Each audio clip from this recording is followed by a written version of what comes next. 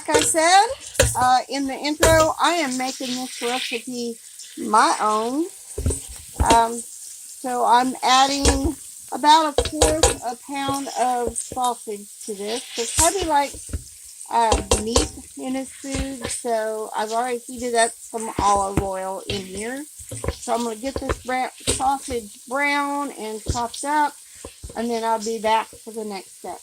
So our sausage is brown. Now we need to add 4 stalks of celery, 4 diced, and 4 carrots, cleaned and diced.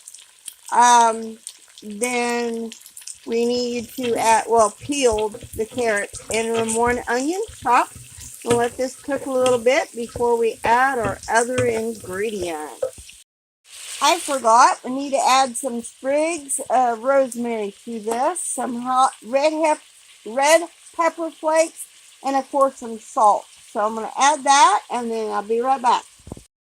Now we add a can of tomatoes and 2 cups of broth, preferably veggie broth, but I don't have veggie broth.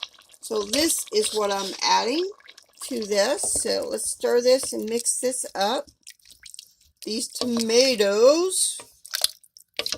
And I about added a can of my home canned tomatoes and onions. So get this all cooked in here.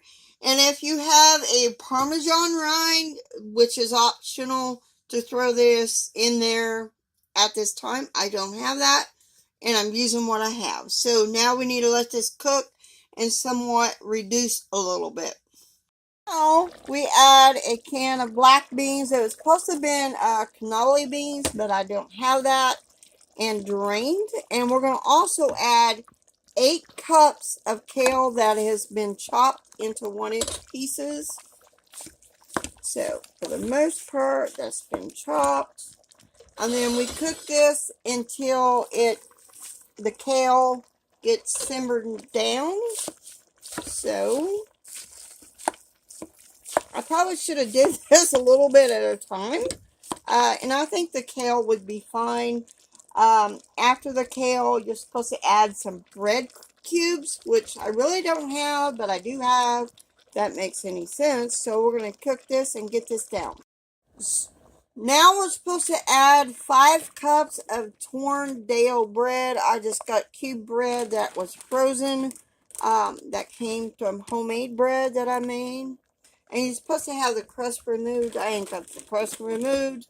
So now we just put this in here and let it soak it up. Let the broth soak the bread up.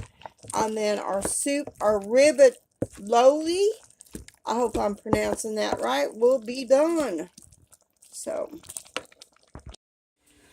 if I had Parmesan cheese, I would top it with that. And I've already put a drizzle of olive oil on top. And now let's dig in.